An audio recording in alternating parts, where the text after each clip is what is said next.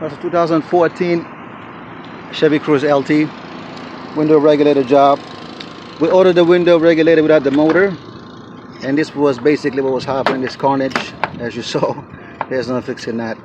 Now the new one comes with this assembly with the wheel and everything else. All you have to do is just transfer the motor, 3 Phillips screws in the back, and that's what it is. I'm sorry I did not film the beginning of it, but if you buy the one from the original AC Delco part, it'll come with these 2 screws at the top there, so you don't have to worry about those, and everything is the same and it's going to fit the same. So I would definitely recommend buying the original because it's cheap enough on Amazon. If your motor is still working, you can tell because when you actuate it, you will hear the motor running. So now you got the glass in. It was out of the channel. I'm pretty sure that's the reason why he was having all this problem, you know, because it was kind of out of the channel a little bit. I'm not going to be able to show it, I don't think so. But anyway, I kind of straightened it out, put something in there, so we're going to finish up and spray with some silicone. Now these are the 2 catches where the glass is going to sit, like most window regulators. If you saw inside there, you see that one? That's one there. So I got my 10 millimeter. I mean, you can raise the glass and do it easy if you want, but you know, I can get to it from here. So same thing for this one. If you look inside there, right there where the thing is, the camera is showing it. Lighting is kind of poor here right now, but both of them kind of tight right now. That's good enough. That's glass. I don't want to break it. So here we go. Glass is in. As you saw, also the tint is pretty bad. It's peeling off.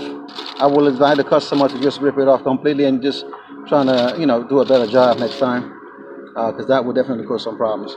So we're just gonna go ahead and tighten all of the bolts now since we got everything where we're supposed to be. So that's that. Window regulator bolts, motor, regulator.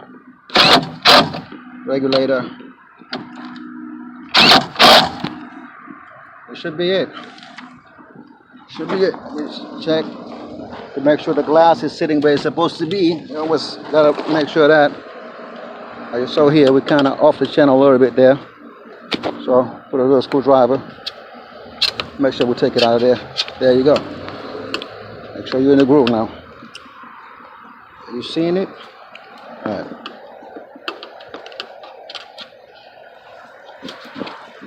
That's it. So now we're in the groove. I gotta hook up the whole door just to verify that it's fixed, but I'm pretty confident it's gonna be all right. So I'm just gonna put the door back, and then I'll show you. I only got one hand and I'm rushing, so I will use my stand. I apologize, guys. When I have a week where it's not so crazy, I'll start making quality videos again. But right now, it's just gonna be quick tips if you want to do this job. Like I said, pretty easy, standard job. This video is only on YouTube. People doing all kinds of other stuff where you're not supposed to be doing it, but what can I tell you? We got a 1996 Toyota Camry. It was a no start. I came here yesterday while the customer was around. He told me he thought it was a starter, so I just showed up. He cranked it, car was cranking, so when I started it was fine. Immediately I was looking for the fuel line just to do a quick check to see if I'm getting some fuel. I told him, okay, well, I can't find the fuel line and the car was hot. So I went in the back, opened up the fuel cap, the gas tank. So I told him I'm trying to crank the car, and I listened. I didn't hear anything from there. So I told him most likely it's fuel related, probably a bad fuel pump. I mean, it's an older car, all right? So today I came to diagnose it, just fully. So since the fuel pump is very accessible, before I do all kinds of craziness, I came here to check for power and ground. So I have my test light hooked up to power and ground, which on, if you know Toyotas, they all kind of, well, not all Toyotas, I guess most of them that I worked on. We could take the fuel pump, these 2 pins right here, they got 3 pins in the back and 2 in the front. That's going to be power and ground. So you can hook up your test light any which way you want. You know, it's going to light up if you hit power and ground coming in here. So that's a quick test to eliminate all kinds of circuitry mistakes, circuitry errors or whatnot, malfunctions. It's quick, it's really just pop this thing up. I mean, so when I did that, I wasn't getting power. So I said, okay, now we got to check the circuitry, where it's getting power from and everything else.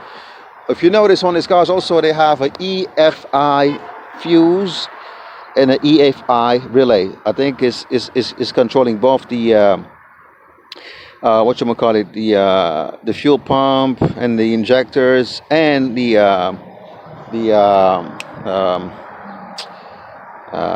if I'm not mistaken, also the coil, the ignition part of it. So anyway, on this car, that would be the fuse right there. All right, that would be for the EFI fuse. Check it, the fuse good. This is not the same relay that used to be here. I'm just jumping the gun. But anyway, the relay that was here, I took it apart. Not took it apart, I unplugged it or took it out, put it back in, and I heard it click. This is a lesson. Just because it clicked doesn't mean it's working. I mean, we've heard it all the time, and this was really what was going on today. I was too lazy to do a real test because it sucks to do the test the proper way, because you got to hook up power and ground to the control side and get a load on and it's very finicky. Those who know what I'm talking about. So when I heard it click, to me, I had power coming here, so I have to go chase this situation. So I wasted basically a good 15 minutes looking into the wiring diagrams, and come back around. In the end, I said, you know what? I went under the dash right next to the DLC connector. There was 3 relay that looked identical to this one. So what I did, I just got one of those relay. I'm not even sure what it was for. I came out here, I took the relay that was here, replaced it with the one, cranked the car started right up.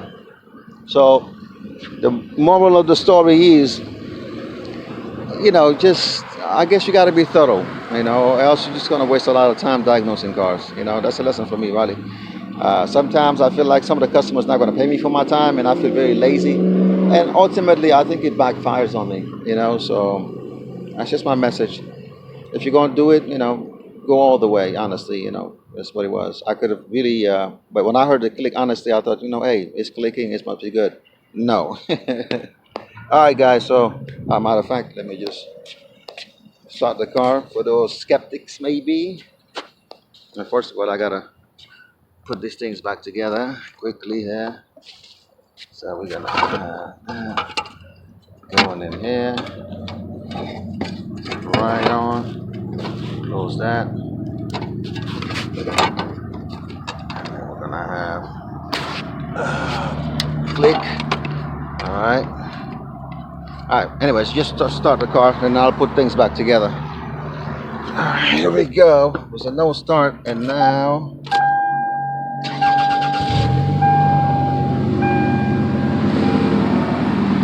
car is running.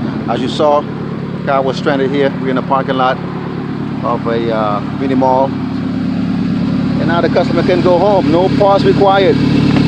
Ivan style. All right, guys. Other BMW X3 here. I think it's 07 or so. We had an issue with the steering, and from my researches, it could be the transfer case actuator. It has I guess a ring gear inside of it, made out of plastic, and it gets chewed up, and then you have all kinds of issues like that. But anyway, so I came here, jacked it up, jack stand. Here we are. That's the cross member. It's 4 bolts attached to the frame of the car, and you got a 1 bolt that goes into the bushing for the transfer case. I couldn't get that one off, so that's why you see it hanging loose like that. I can't take it off. It looks like you'll have to mess with the exhaust, which I don't want to do, so I'm trying to just fiddle with it so I don't have to.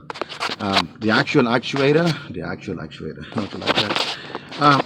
This is what you see up there. If I move this thing, that's right there. You see my ratchet, and I got a 10 inverted Torx, and I already took all 3 of the bolt. There's 1 left at the top there.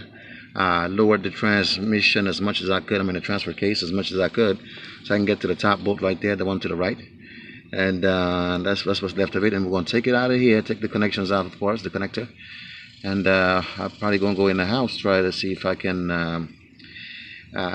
swap it, but that's where I'm at right now. That's the last bolt. This is the combination I'm using.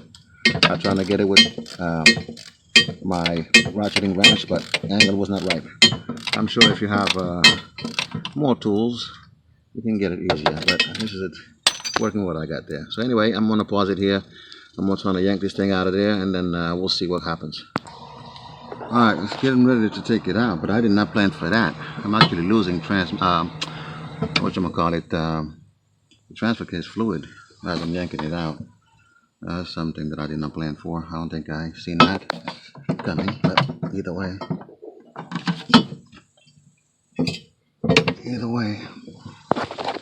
you have to take it out of there.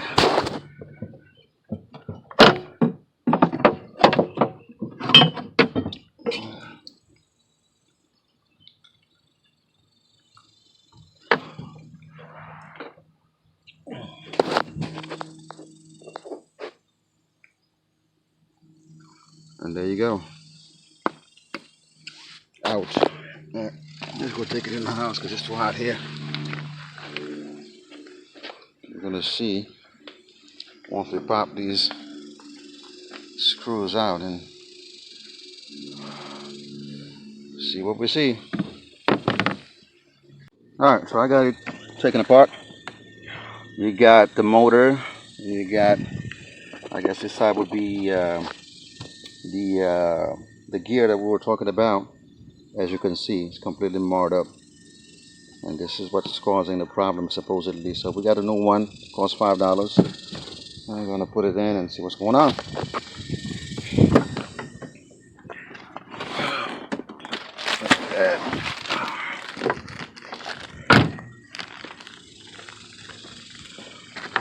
Unfortunately, these guys don't sell this part with grease, so I'm gonna, I guess, use whatever grease was left out of there, and trying to lubricate as much as I could because I don't have this type of grease. I don't know what to put in there. I have bearing grease. I'm not too sure if that's appropriate for what I'm trying to do here. So that's the new part, intact, where it's supposed to be, looking good. So I'm just gonna get some of this grease out of here, and I mean, I'm gonna, basically put grease all over the gears and everything else. So